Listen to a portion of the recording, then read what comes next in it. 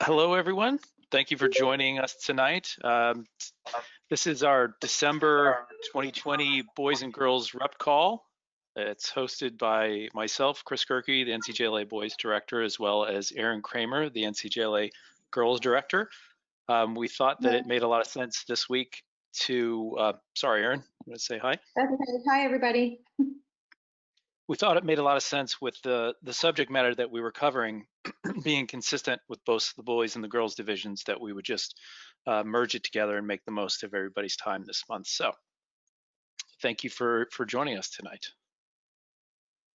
So the topics that we're going to go through tonight is we're going to discuss registration. We're going to go through, game scheduling, girls and boys rules changes for the season and resources. We're going to go over NCWLO and NCJLRA rules session discussion topics, NCJLA coach certification and optional trainings, NCJLA club admin tasks, COVID-19 California Youth Sports Alliance update, as well as the COVID-19 resources for your club and some additional items thereafter.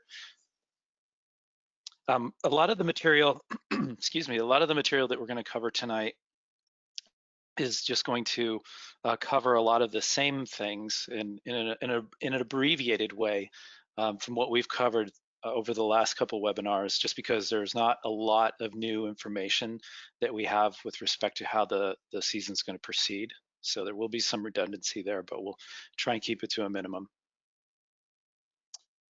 With that being said, Erin, I'll hand off the team registration portion to you. Thank you, Chris. Registration is open. So here's an example of our fee schedule. We covered this last month, but we just wanted to reiterate this information for you. This screenshot here is of the girls' fees, but the boys are very similar. It's just an example, and this is all available on our website. Here we just want to point out that we know clubs are moving through their own registrations very slowly, and we totally get it, understand.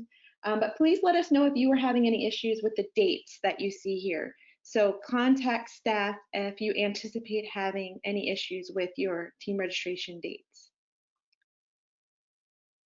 We have had some teams reach out to let us know, and it is tremendously helpful. The reality of where we're at right now is, I think, consistent along pretty much every club throughout the NCJLA, and we know teams are struggling with that and struggling to have parents submit fees to cover for a season that they don't know if it's going to happen. So, but those type of informational emails to us is helpful for planning purposes, and also just making sure that we're on top of the temperature of the league. So we highly encourage you guys to even just an email, hey, quick update, just want to let you know, very helpful. So in preparation for game scheduling, we've put together this list of how we hope that you all will plan to be flexible with each other. So firstly, talk to each other. Let the teams know in advance, the teams that you plan to play, the teams in your region, what your situation is, what your preferences are. This will definitely help smooth things out on scheduling day for everyone. So think about, are you going to start your games on time, not on time, but on the first date that we open gameplay? Do you plan to have small-sided teams only?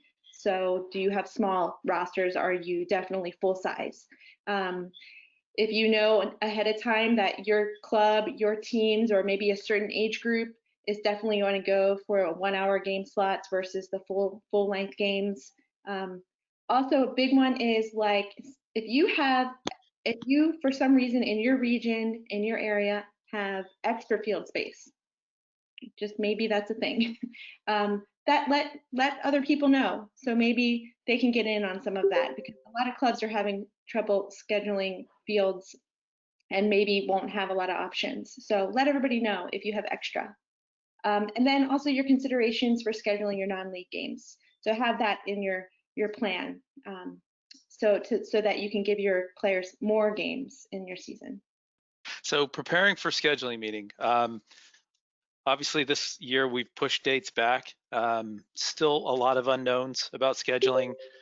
We are proceeding with a model of putting an online scheduling option together, so people can use that to help with just having a one location for their regions. So we do encourage everybody, if you haven't already, if you haven't had somebody go through your program and review the scheduler's training video, we highly recommend going through that just to get up to speed with the latest and the greatest. You know, as much as you can, consider, your home facilities. What do you got in terms of your home fields? If you can, or prepare to play away, if that's going to be most likely the option. I know some people are under circumstances where it looks like they're not going to have home games this year, something to that effect. So with that being the case, where can you play? Decide how many games each of your teams want to play, home and away. Obviously a lot of these have the contingency of, are you going to be allowed to play? But these are topics that if we should be able to, whatever the degree of games you're able to play, something that we should consider moving forward, and how much, and at least plan for. And then, everybody should be building out your calendars, your spreadsheets to help you keep track of your club schedules. Important dates, again, we want to identify the December 19, the host dates entry opens up. So you'll be able to enter those dates in the online calendar. The host dates get locked on January 4th, and high school scheduling meeting the 5th, regional scheduling meetings the 6th through the 8th, and then the league-wide scheduling on January 9th. Obviously, depending on circumstances around Northern California, this may change, but as of now, this is the plan moving forward.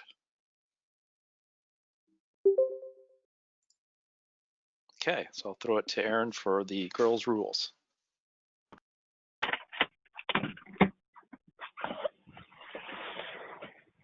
I just want to make a quick announcement that if anybody has any questions during these slides, please speak up at any time if you have a question. Last time we went over. Aaron. Oh, hello. Hey, I'm sorry to interrupt. So this is Tom Likas with Scorpions. I'm the girls director for Diablo Scorps. Trying to figure out how we're working through some of these things. So, for us, we're trying to keep the registration open as long as we can. Clearly, we've pushed out evals till at least the last week of January at this point, just based on what we can do from a timing perspective, and frankly, our lockdown in our county that we're residing in. And so as you look at league-wide scheduling, I'm trying to figure this out on January 9th. We still don't know how many kids we're going to have. We don't know how many teams we're going to have. We're trying to figure it out. But realistically for the league, I imagine most clubs are in a similar position of trying to figure out what's going to be allowed, what this looks like, what teams look like.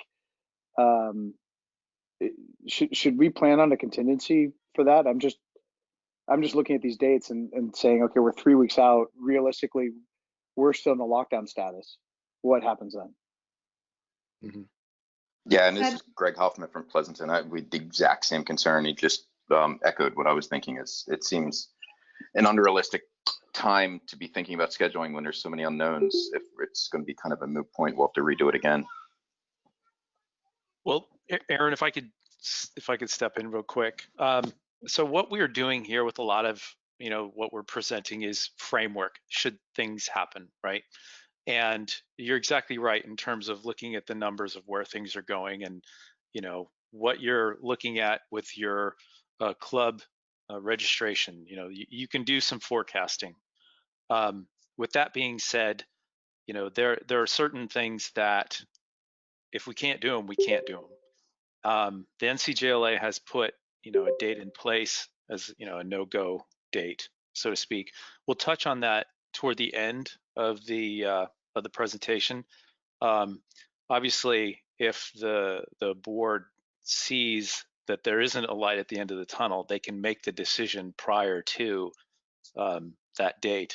So you're exactly right. There's a lot of unknown, especially where we're at right now.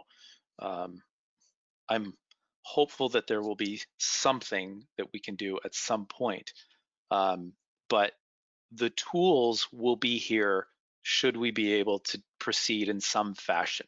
Now, will it happen by the dates that we've targeted?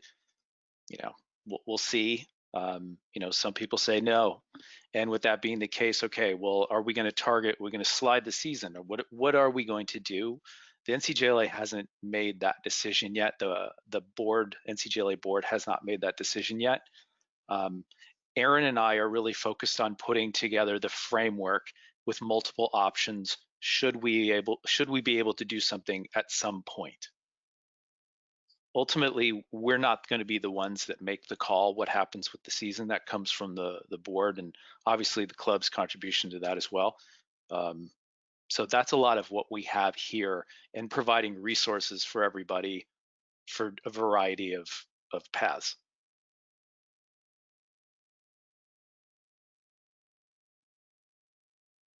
Is there anybody have any more questions or follow up to that? Chris, is there a board meeting and a date set on when this decision is going to be made, or?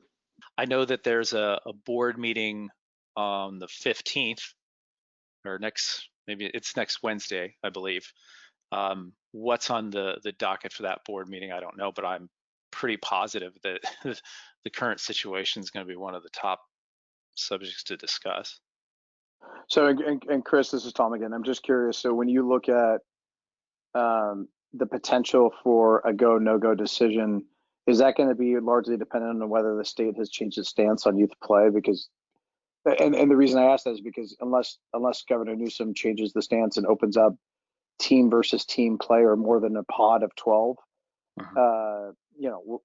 there's nothing we don't really have an option, right? So I'm just curious how that decision is going to be. And I don't mean to preempt your conversation. I apologize for speaking up. I'm just trying to figure this out. No, don't apologize. So always want to hear from you guys. Honestly, for Aaron and I, it's better to have a dialogue than it is for us to just sit quietly and speak, with no response. So I appreciate it.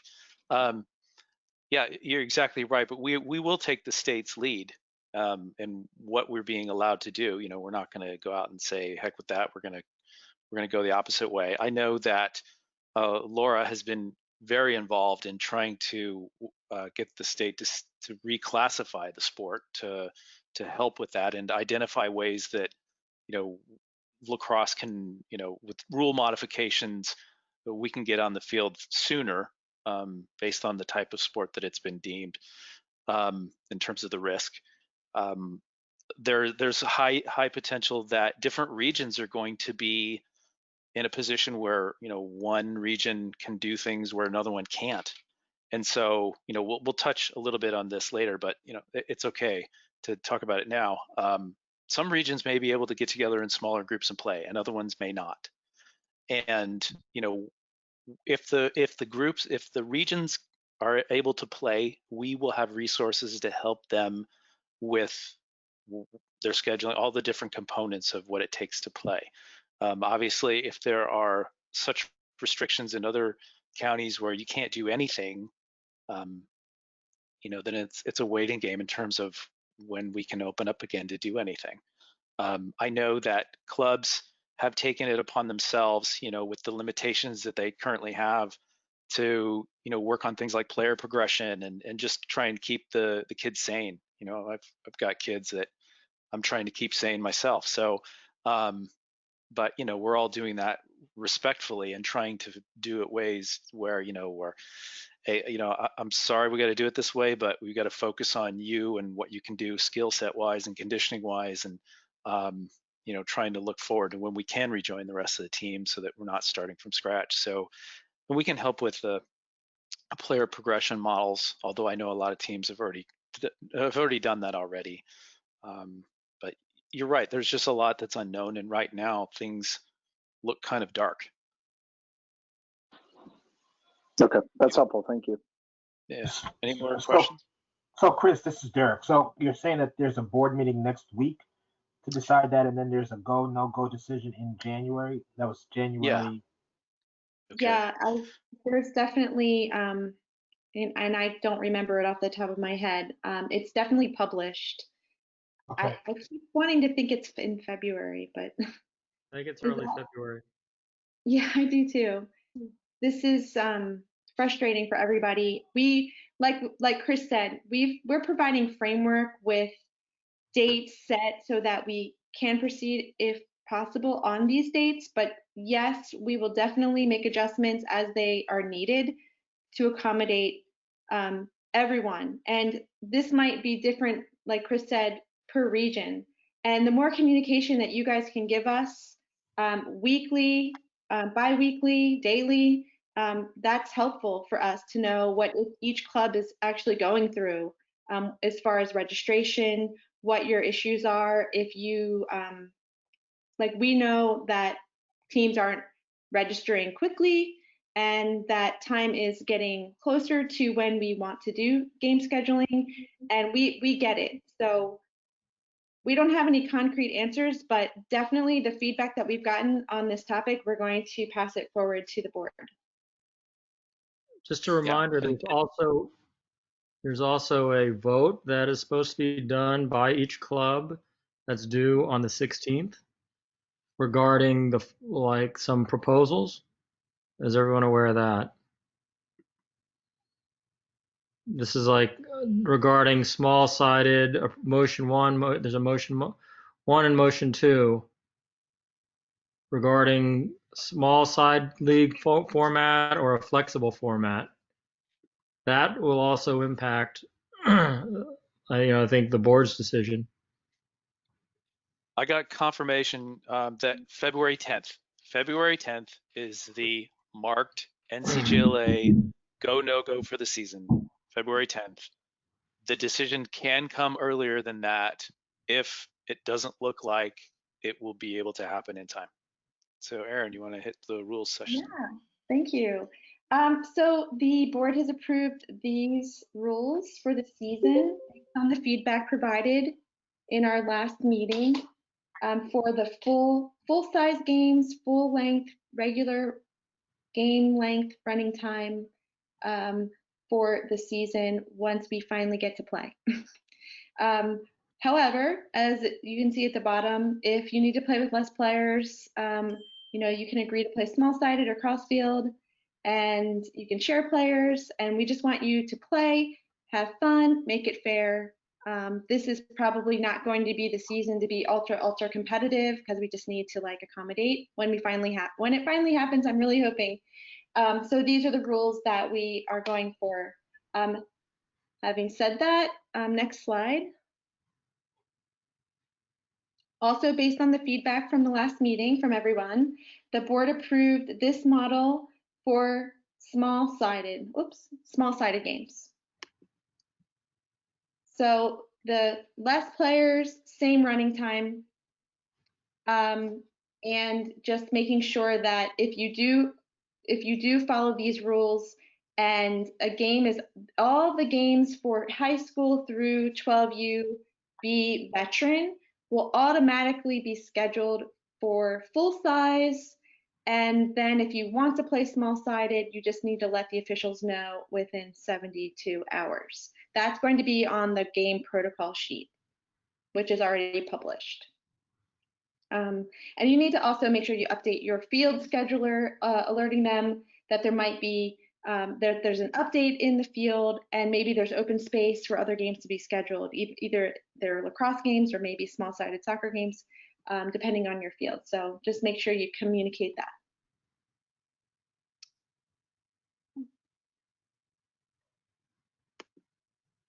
So this year we are planning to have our girls rules interpretation webinar. We have had these in person in the past. Last year was the first time we had it online. It was very successful. Please invite all of your coaches, whether they are returning coaches or especially your new coaches.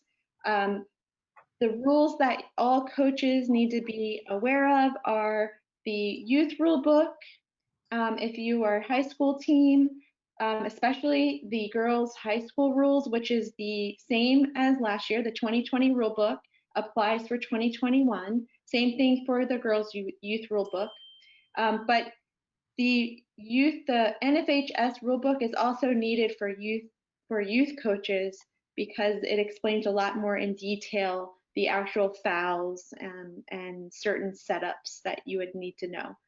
So the girls' rule book has a lot of really good information and it has the basic set of rules. But the best one to have to be more in depth is the NFHS one, as well as our girls' rule sheets are also needed because we do have modifications and they will always be in bold. This rule sheet, as always, has a backside, which we have diagrams, and we have broken down our 8U, 10U, and now our 12UB rookie rules for the small-sided game, with a little bit more rule interpretations and explanations. Those are posted as well on the website for 2021.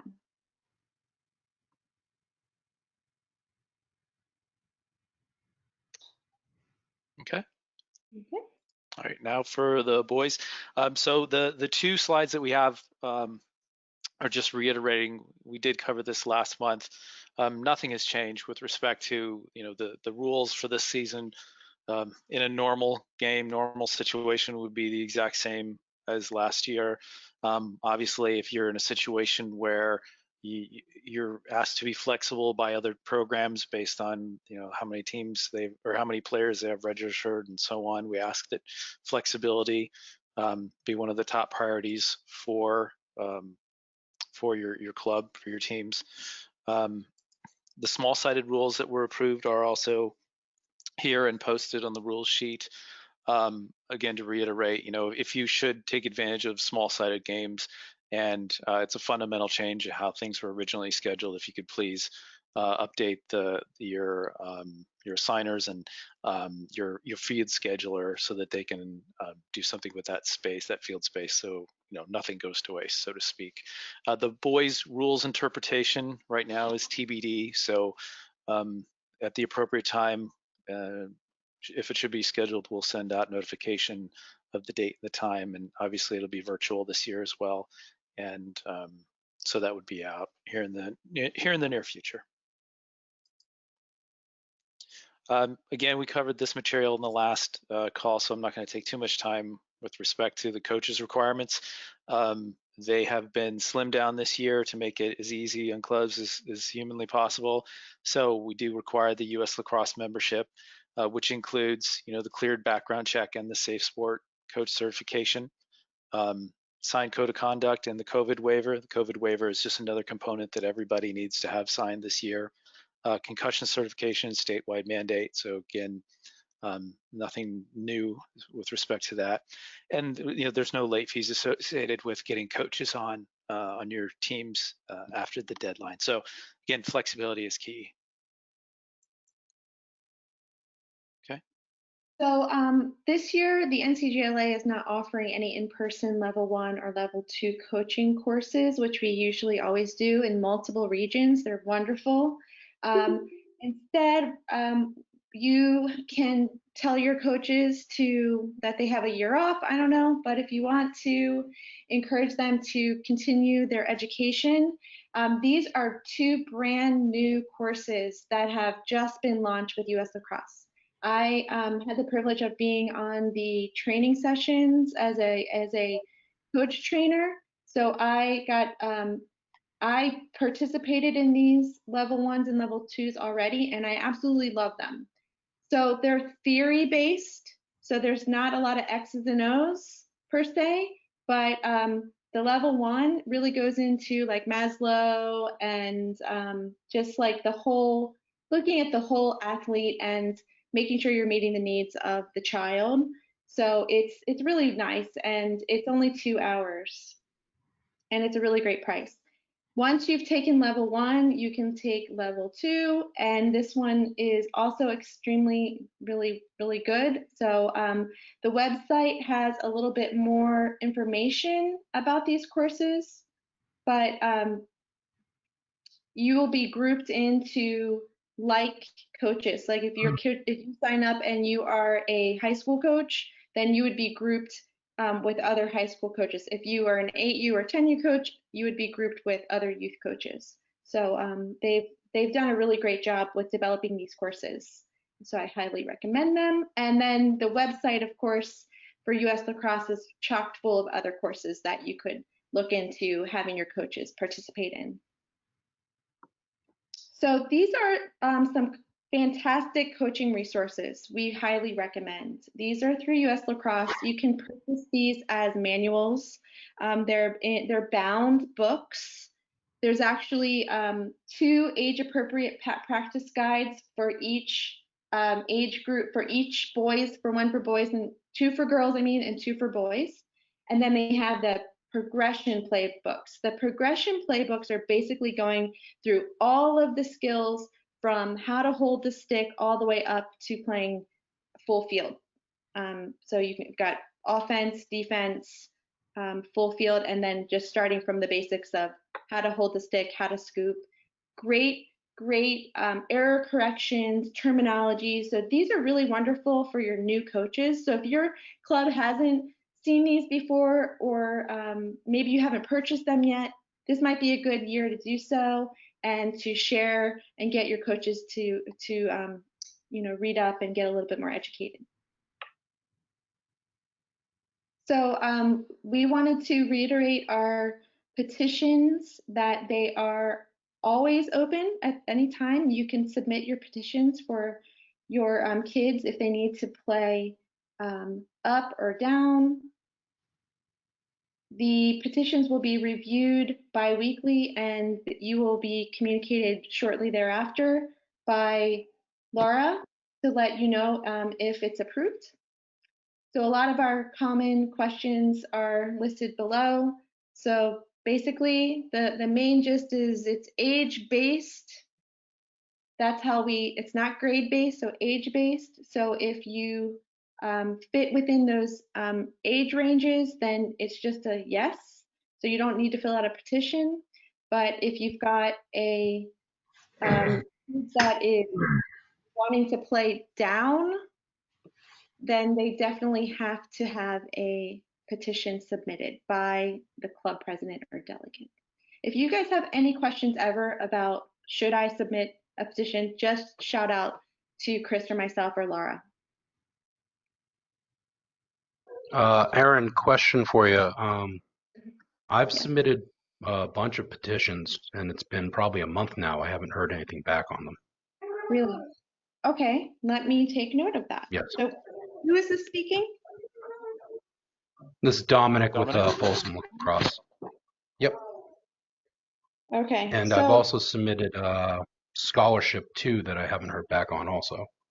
Okay, we're going to touch base on that in a couple slides. Actually, it's 2 slides away. Okay, so the information I have is that once you've submitted them, they go to the board committee, and the committee reviews them, and then once they've made a decision, that's when they would get back to you. So if you've sent a bunch, or if they maybe are there's a lot of questions, or they need to think about it. I don't know, because I'm not on the committee. I don't see this information myself, and neither does Chris. I was told the committee meets every 2 weeks, so they could submit the petitions back sooner to us. I was told that. Yeah, and I haven't received any. Yeah. We That's will. Correct. Okay. We'll hit them up. We will let you know. We will call you back or let you know by tomorrow what's going on. Okay. Okay. Yep, that's correct. Thank you for letting us know. Yeah, and if anybody else has the same issue, please hit us up with that. So, yeah, for sure. So the age petition process, again, the form is here. Just some basic information that you'll need to submit. Again, this is just reiterating. If you missed last month, this is what you'll need to proceed with the process of doing so.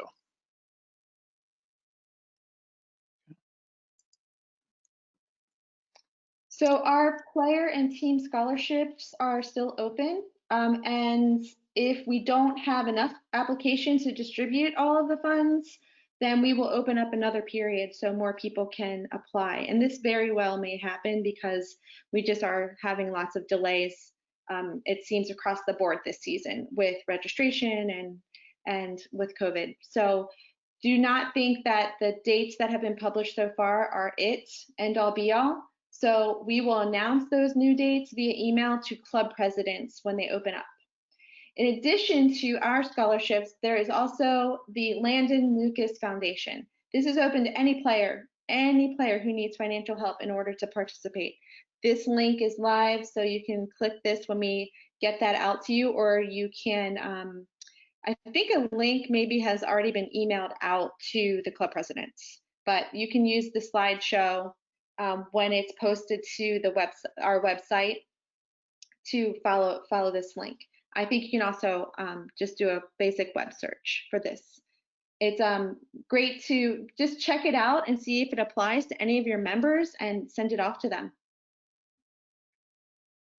Okay. All right. So we're going to tie back around, COVID is on all of our top of our minds. So I don't know, Erin, if you wanted to dig into this, is what I mentioned this a little earlier with respect to what Laura was working on. Yeah, we just wanted to give you an update. So we are revising a second letter to the California Department of Public Health because we want them to release more clear guidance for youth sports so that we can resume games. We're being, I guess, as heavy-handed as possible, and we're giving them as much feedback as we possibly can. We've reviewed their internal documentation. Their guidance is at the state level. So we are trying the best we can to get our stance to them with this California Youth Sports Alliance. So, I think we just need to continue to be patient, but we are also, just so you know, we're also asking them to reduce the risk exposure for the boys lax rule. I think it was listed at high. We're looking to get that reduced to moderate. And then lastly, look for some notification or some sort of information of how to do some local demonstrations in the next few weeks. We think it'd be really great if teams can show up with their team uniforms, their team gear in front of their local city halls and get some signs and just demonstrate to say, let our kids play.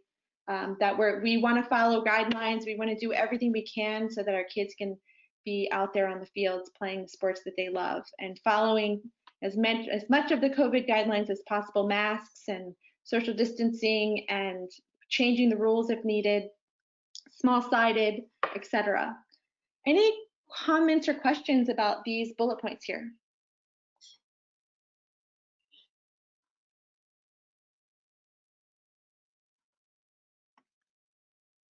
Nope.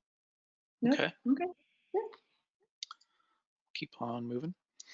So you have COVID resources. We just want to make sure that we're reiterating this and giving you the forms and the the waivers and things that you'll need for any type of return to play.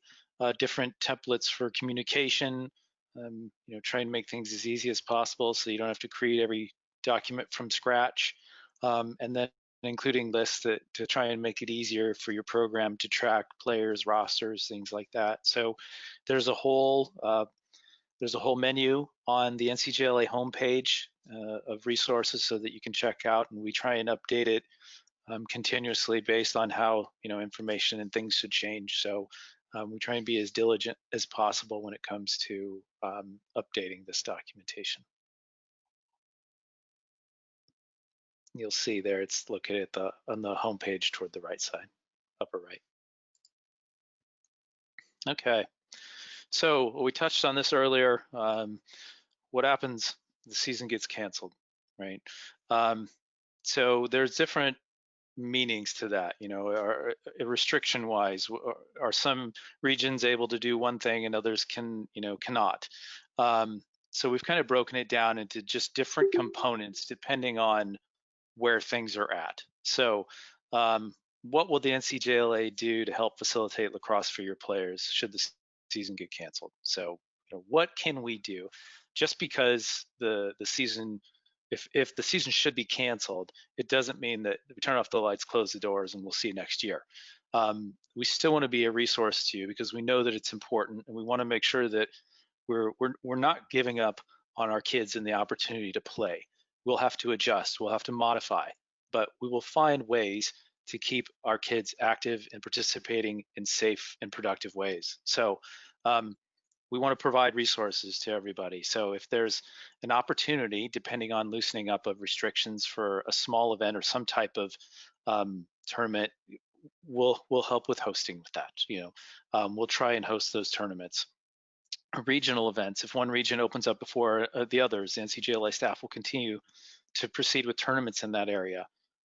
In-house play, NCJLA will still host schedules and websites, assign officials, and handle billing of game fees if you're able to do any type of play, any type of game scheduling. Club hosted player or coaching clinics. If you can't get out and play games, you can't get out and play tournaments, you can't get out and do any of that fun stuff, what can we do with the players and the coaches and still try and find ways to stay engaged and active? We can help with finding clinicians and people that can come out and train and still provide some type of benefit to your organization. We can assist with creating player development plans. If we're in the highest level of restrictions, if you just don't have any resources, you just don't know where to start, we can help with creating those models. We have identified, we discussed Max One a little while ago, a couple of meetings ago, with respect to an online resource that can be customized for your club, for your teams, where you can really focus on online player development plans, and you can customize that based on whoever and whatever you'd like to. So there are resources available to us depending on what type of model we're in and what we're allowed to do. So we just want to make sure everybody knows that the NCJLA is here. We're here. I've got kids that play. I don't want them to just pack away the gear for the spring and see you next year. It's important for their their mental state. It's important for their for their bodies. We need to have sports incorporated into their lives, and the NCJLA will do everything we can to try and help facilitate that, no matter what the restrictions are, obviously following guidelines. So any questions about that? Again, that target date for the NCJLA, the no-go date is February 10th. However, they can make a call earlier than that should they see that things are just not opening up in a way that they need to in order to make it possible. Hey, Chris, this is Amy with Extreme and Vipers. If we do get the no-go, would we get our dues back, like our team dues back for the season completely, or would it be partial? The dues were broken out. I don't know, Erin, if you wanted to talk about that. You want to go back up to the top? Slide 3. Yeah. Let me see if I can do that quickly. I'm sorry, I joined a little bit late, so I may have missed something. There you go. So here we have an example. We have the first fee is just the league listing fee. That's non-refundable. That's not due until February 3rd. But like we've said here, reach out to us and let us know if you have an issue with these dates. So we are always going to be flexible. We have these listed in red, they're due dates, but seriously, guys, we need to have some kind of structure here, but we do understand and we do want to be flexible as well. The due date for the 17th, which is the operations fee, is totally refundable prior to the start of the season. And the last one, which is the event fee, is refundable if you opt in. It's not due until February 28th, and it's 100% refundable. If you're not coming, you don't have to pay. If you opt in, you pay, and then you decide you don't want to pay, and I think you can get your money back. So, like we talked about earlier as well, all of these dates could change because of what's happening right now. with COVID. So we have this framework set up, and we're hoping that we can move forward. But we're going to keep you guys posted. Okay, thanks, Erin. You're welcome. Hey, so just to reiterate what the Scorpions were saying, you have us down for January 3rd to register all of our teams, right? But we won't know by then with the current status of places being shut down to even do evaluations. So I don't know if I'm registering 212 teams, a B and a rookie. I don't know if I'm registering 2B veterans at 14. So that date is really, I think a lot of people will agree, is going to hamper what we can and can't do because that fee is non-refundable. Granted, it's not a large fee, and well, relative to teams and everything else in clubs, it may or may not be a large fee depending on how many teams you register.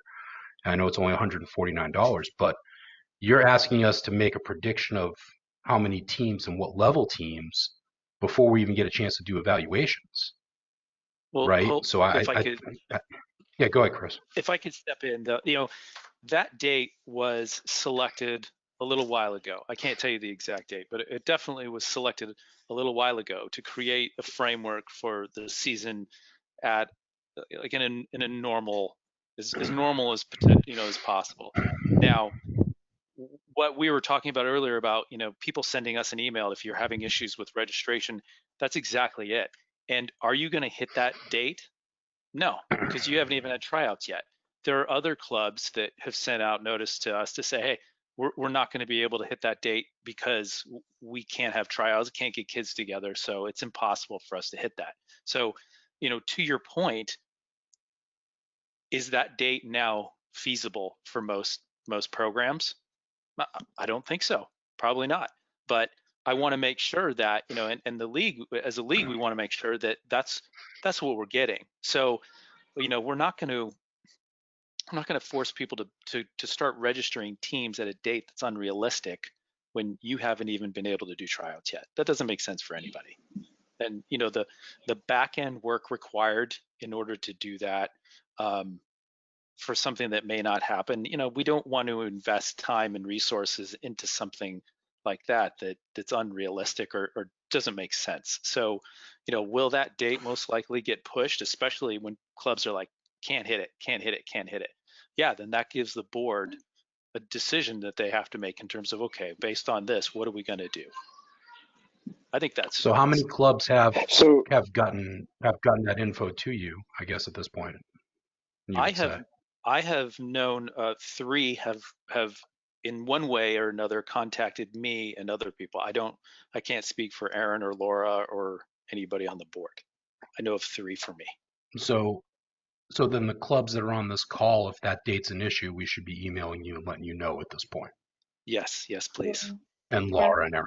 Okay. Well, I mean, I'm just going to ask Chris, would it make sense on this call to ask if it's, I mean, you've got a lot of clubs on this call right now. Is that date reasonable for any of the clubs on this call? This is Fritz Fredericks from Skyline, and I don't think it's reasonable. I think we've touched on a couple of topics, right? I think we've got, a field situation, field access situation. We have, I think, a parent reluctance to necessarily commit, even at a reduced or almost zero barrier to entry to register. We're still seeing fairly limited numbers, and I think we're going to see a whole host of new directives, whether it's CDC or governor or Youth Alliance. I mean, all those different institutions will probably give people more insight into what is going to be permitted. So I don't think Skyline, even though we've got, enough people for, say, 1 or 2 teams already registered, I don't know that we'll have the full knowledge from U8 all the way to U14, but not by that date at least. Hey, Chris, for the Menlo Atherton Grizzlies, I think we've been a little lucky in San Mateo County. We were able to have a somewhat restricted, non-contact fall ball program, and we did our evaluations during our regular fall ball program. So we have a good idea of the number of teams that will be registering. And again, it sounds like we're in the minority. Maybe we were lucky that way in San Mateo County. And we're running registration with a nominal fee for parents to let them know if we have a regular season, we're going to increase that fee, and we'll let you know. But if we don't have a regular season, we just have a local program, we're going to have a lower fee. But we've been tracking registrations for the past couple of weeks so that we'll know, by that January 3rd date, roughly what teams are going to be able to register, but definitely understand if we're in the minority. Yeah, and I would say, for a lot of the clubs that are on this call, if you haven't already, and I'm seeing stuff in the chat, let this webinar be kind of that first domino for you to be like, okay, now it's time for me to send that communication in, because I want to make sure that we're not assuming anything. And it helps to have the representation or the contact from the club, so that we get a good idea of that, because not everybody has reached out to myself, and without that knowledge, I had no idea that Menlo was in that state. That's great to know. You got lucky. But I know that other places like Folsom or Roseville or what, you guys haven't had your chances. You haven't had your chance to do your tryouts, and therefore you can't register the team. So a simple email communication would go a long way. And I'm picking up what you guys are putting down. I mean, I don't know if anybody else wants to discuss with respect to what your club's doing, and so that other people on the call will understand where you're at. Please feel free to take the time to communicate if you'd like.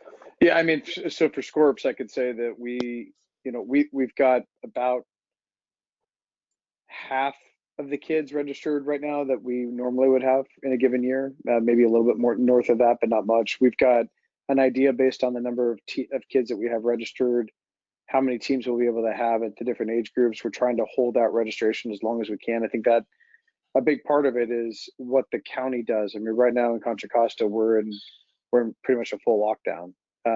So it's hard for us to get parents to sign up right now with the other 40 or 50% of the club that hasn't yet signed up when the parents are seeing what they're seeing. And so that's the challenge, was that we can register what we have, but if something does change, we would expect that to change as well.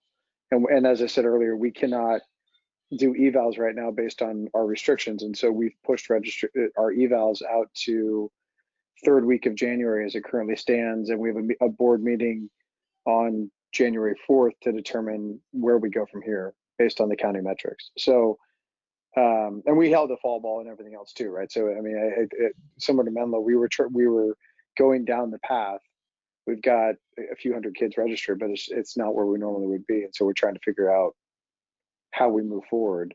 I think that's the challenge with the January 3rd date for a club like ours, is that we're working through the figures, and we're trying to figure out what it would look like if we did small side versus full side, and that would change the team numbers as well. So there's a lot of moving parts, Chris, that we're trying to work through. Mm-hmm.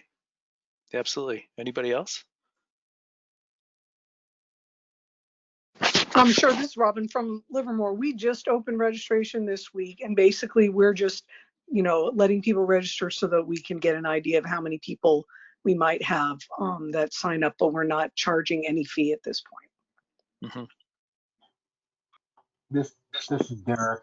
We're doing the same. We're getting communications out to the parents. We're not charging anything. We've told them what teams that we're trying to fill, but getting that response back in the registration form. But we're not looking for any money at this moment. Holly and Polland with Chico Rebels. Same. I'm in registration. I seem to have a really slow trickle at my upper teams because of CIF, and then we're very football heavy up here. U12, definitely going to roster there. Been on the field since 9-10. Been very lucky to be able to run fall and winter ball without any problems. Just finished today. We'll get back on the fields on January 11th. So far, we're okay there, but just not seeing a lot of registration numbers. So I have coaches reaching out directly to their teams that are assigned to those teams right now, just to feel out where my squads are. I'm about third registration where I usually am at this time, which is interesting, but I really think it's all dependent on the CIF push back to January. Okay. I know Roseville said that that date's not feasible. The January 3rd is not feasible. And then same with, let's see, Oakland. And we got Folsom too. I think Folsom. And then Fremont, it looks like. Yep. Yeah, this is Greg from Fremont, and I'll add to one of the biggest challenges is the ability to rent field spaces. A lot of the non-committed parents and players, it's because they're all looking at the other sports too that are trying to do the same thing and start late. And while they want to play, they want to, how do they juggle what their school team or their other sport club team is doing during that time? And since we're not allowed to rent fields, that's been one of the most popular reasons for waiting on the signups, is because we can't even confirm what dates we're going to have practices or what nights or days. So I think that when that opens up in January for Fremont, hopefully, then we'll probably get a much better surge or a much better response and idea about who's truly going to register. Okay. Good deal. Anybody else? This is Amy with Extreme and Vipers, and because of the stay-at-home order, we had to push everything out the second week of January. So we can't even get the kids on the field yet to see what we have until then. So that January 3rd date wouldn't work for us either. Okay.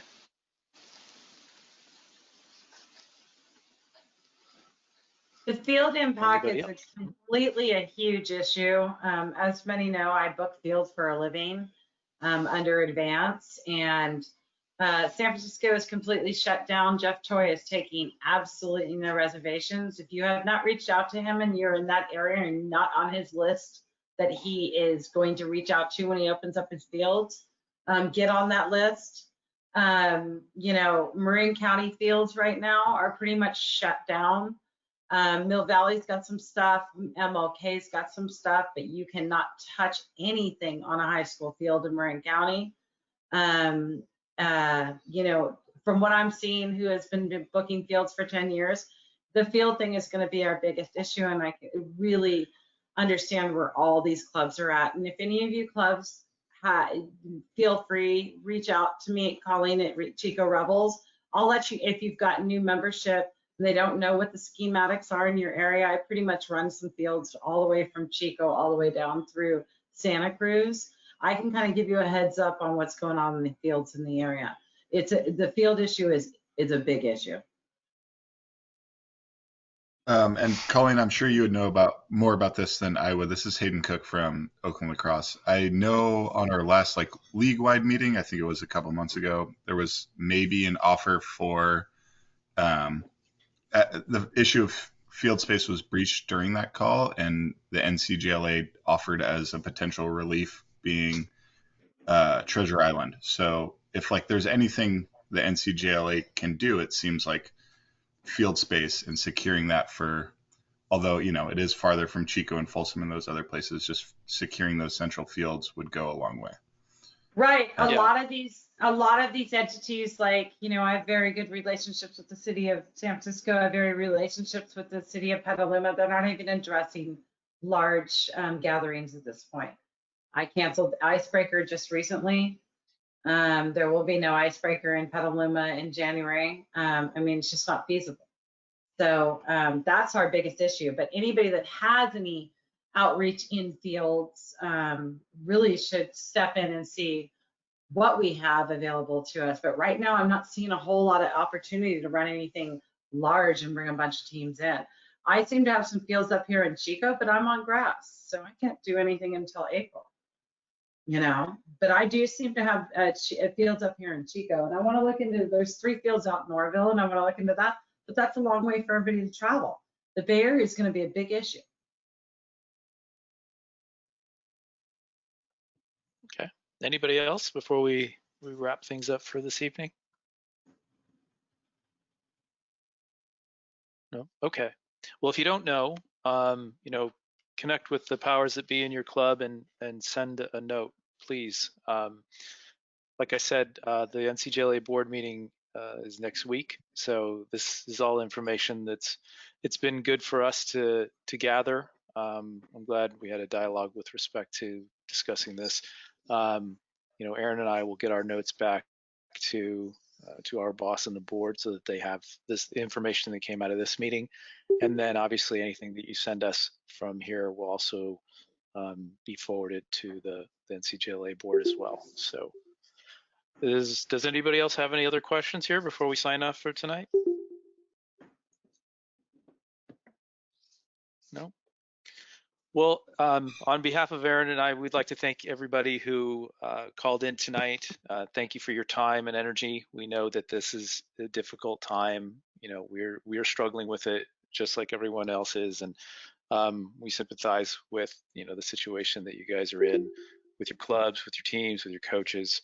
You know, we just want to make sure that we're providing some type of framework and resources for when that time comes, that we're able to start taking the field again, no matter in what type of capacity it is. So if any questions or anything come out of this meeting or with your clubs in subsequent meetings, please reach out to us. We'll be more than happy to get back to you. And with that being said, I'd like to thank everybody for joining us tonight one last time. Thank you. Thank you, everyone. Thanks, Chris. Thank you. Thanks, Chris. Thanks, Chris and Aaron. Thanks.